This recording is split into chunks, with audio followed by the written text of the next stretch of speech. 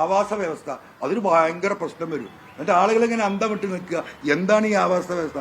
നമുക്കാർക്കും മനസ്സിലാവുന്നില്ല. ഇത് കൊടും ചതിയാണ്, കൊടും വഞ്ചനയാണ്. ഈ മലയോര മേഖലയിലെ ജനങ്ങളെ നിർബന്ധിത സാഹചര്യം ഒരുക്കുക, അതിനുള്ള ഇൻഫ്രാസ്ട്രക്ചർ, അതാണ് നടക്കുന്നത്. അങ്ങനെ ഇവിടെ വനവ്യാപ്തി വർദ്ധിപ്പിക്കണം. അതിന് കോടികൾ ഈ പറയുന്ന കാർബൺ ഫണ്ട് ഉൾപ്പെടെ ഇന്റർനാഷണൽ ഏജൻസികളുടെ കൈകളിൽ എത്തുന്നുണ്ട്. 2004 നിങ്ങൾക്കറിയണോ, ഇവിടെ ഉണ്ടായിരുന്ന ഒരു IFS ഓഫീസർ അന്ന് എന്നോട് പറഞ്ഞ, അദ്ദേഹം മനുഷ്യരോട് ഒരു മനുഷ്യപ്പറ്റുള്ള ഒരു വ്യക്തിയായിരുന്നു. കെ സുധാകരൻ മന്ത്രിയായിരിക്കുന്ന കാലത്ത് അന്ന് അദ്ദേഹം എന്നോട് സൂചിപ്പിച്ചാണ്, അൻവർ നിങ്ങളൊന്ന് പരിശോധിച്ച് നോക്കണം, ഇവിടുത്തെ IFSകാരുടെയൊക്കെ മക്കൾ എവിടെയാണ് പഠിക്കുന്നത്.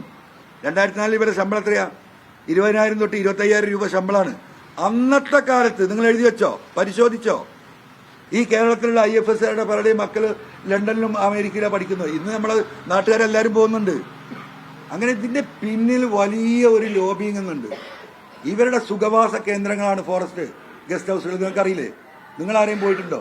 ഇവിടുത്തെ മന്ത്രിമാര് പോയിട്ടുണ്ടോ? അവിടെ നിഗൂഢ കേന്ദ്രങ്ങളാണ്. സകലമാന തോന്നിവാസവും തമ്മാടിത്തവും കള്ളുകുടിയും പെണ്ണുപിടിയും നടക്കുന്ന കേന്ദ്രങ്ങളാണ് ഈ ഫോറസ്റ്റിലെ IBകൾ. ഇതെന്താ കാട്ടിനുള്ളിൽ കൊണ്ടേ വെക്കുന്നത്? അവിടെയാണ് അതിന് സൗകര്യം. അവിടെ കള്ളുകുടി, അവരെ ഇറച്ചി വരേണ്ടെന്ന് പറഞ്ഞ് കാട്ടിന്റെയും മാനിന്റെയും. നിങ്ങൾക്കറിയോ? ഇതൊക്കെ അവിടെ താമസിക്കുന്ന ആളുകൾ പറയുന്ന. രാത്രി പാട്ട് കച്ചേരിയാണ് പല ഈ ഗസ്റ്റ് ഹൗസുകളിലും. പുറലോകത്ത് അറിയോ? അങ്ങനെ കള്ള് കുടിച്ച് കൂത്താടി സുഖിച്ച് എന്താ പറയാ ഒരു സാമൂഹ്യ വിരുദ്ധ സംഘം ഈ കാടുകളിൽ ഫോറസ്റ്റ് എന്ന് പറഞ്ഞിട്ട് വളരെയാണ്. ഇതിനെന്ത് തടുക്കണ്ടേ? 1 കിലോമീറ്റർ കമ്പി ഇടാൻ, ഫെൻസിങ് ഇടാൻ 2.5 ലക്ഷം അവർ ചെലവാക്കുന്നത്. 2.5 ലക്ഷം അറിയോ നമുക്ക്? എന്താ ഈ 2.5 ലക്ഷം? ഉള്ളിപ്പാട പോലെയുള്ള ട്യൂബാണ് ഈ പൈപ്പ്. ഇങ്ങനെ ആക്കിയാൽ ഒടിയും. അതിന്റെ മുകൾ കൂടെ കെട്ടുന്ന കമ്പി എന്ന് കാണണങ്ങൾ മൈക്രോസ്കോപ്പ് വെച്ച് നോക്കണം അവിടെ കമ്പി ഉണ്ടോന്ന്. ലോകത്ത് ഇത്ര വണ്ണം കുറഞ്ഞിട്ടില്ല എന്താ പറയാ നൈസായിട്ടുള്ള കമ്പി എവിടുന്നാ വരുന്ന കൊണ്ടിരുന്ന അറിയില്ല. 50,000 ചെലവില്ലാത്ത 2.5 ലക്ഷം ഈ രീതിയിൽ പോവുകയാണ്. അപ്പോഴോ 15 കോടി രൂപയാണ് ഈ വർഷം നിലമ്പൂരിൽ ബിൽഡിംഗ് കെട്ടാൻ ചെലവാക്കിയത്. മന്ത്രിയുടെ സദസ്സിൽ ഞാൻ പറഞ്ഞതാ. എത്ര കാറുകളാണ് ഇവർക്ക് വാങ്ങുന്നത്? നിങ്ങളിപ്പോൾ DF ഓഫീസിൽ പോയി നോക്കൂ. എത്ര ക്രിസ്റ്റ അങ്ങനെ തിളങ്ങുന്ന കാറുകൾ എയർ കണ്ടീഷൻ ചെയ്ത്. ഇവർക്ക് എന്തിനാണ് ഈ ക്രിസ്റ്റാണ്? ഇവർക്ക് കാട്ടിൽ പോകാൻ ജീപ്പാവേണ്ട, അതിൽ AC ഉണ്ടായിക്കോട്ടെ. ഇത്രയും ലക്ഷങ്ങൾ മുടക്കുന്ന കാറുകൾ, ആഡംബര കാറുകൾ എന്തിനാ ഇവർക്ക്? എന്നിട്ട് എന്താ ഫോറസ്റ്റുകാരെ പല പണിയും?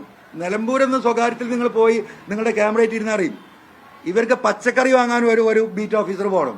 ഇവരുടെ ഭാര്യമാർക്കുള്ള വേറുള്ള സാധനം വാങ്ങിക്കൊടുക്കാൻ വേറൊരുത്തൻ പോകണം. കൂലിപ്പണി എടുപ്പിക്കുകയാണ്, അടിമപ്പണി. ആരെ കൊണ്ട്? ഈ സാധാരണ ഫോറസ്റ്റുകാരെ കൊണ്ട്. മീൻ വാങ്ങാനൊരു വണ്ടി വേറെ, പലചരക്കിന് വേറെ വണ്ടി, കോഴിക്കോടൊക്കെ ഷോപ്പിങ്ങിന് പോകാം വേറെ വണ്ടി. ഇവിടെയൊക്കെ ഈ IFSകാരെ വീട്ടിലൊന്ന് പോയി നോക്കണം നിങ്ങൾ. ഈ ജനത്തിനെ കൊന്നിട്ട് അവരെന്ത് തെമ്മാടിത്തം ചെയ്തോട്ടെ, പക്ഷെ ഈ ജനത്തിന് ഇവിടെ ജീവിക്കണം. അതിനുള്ള വഴി ഉണ്ടാകണം. അതിനുള്ള നിയമമാണ് വേണ്ടത്. അതുകൊണ്ട് ബഹുമാനപ്പെട്ട UDFന്റെ മുഴുവൻ നേതൃത്വത്തോടെ എനിക്ക് പറയുന്നത്, നിങ്ങൾ ഏറ്റെടുക്കണം. ഏറ്റെടുക്കുക മാത്രമല്ല, നിങ്ങൾ അധികാരത്തിൽ വന്നാൽ ഇവിടെ നമുക്കറിയാം ഈ പശ്ചിമഘട്ടത്തിലെ ഈ 11-12 സംസ്ഥാനങ്ങളുണ്ട്. ഈ സംസ്ഥാനത്തെ മുഴുവൻ മുഖ്യമന്ത്രിമാരെയും പോയി കാണണം ഇവിടുത്തെ ലീഡർഷിപ്പ്. ആ മുഖ്യമന്ത്രിമാരെ ഒരുമിച്ച് നിർത്തിക്കൊണ്ട് ഈ 972 വന നിയമത്തിൽ ഭേദഗതി വരുത്താൻ ഈ പശ്ചിമഘട്ടത്തിലെ മുഴുവൻ സംസ്ഥാനങ്ങളെയും ഒരുമിപ്പിച്ച് ചേർത്തുള്ള ഒരു പോരാട്ടത്തിന് നേതൃത്വം കേരളത്തിൽ നിന്ന് ഉയർന്നു വരണം.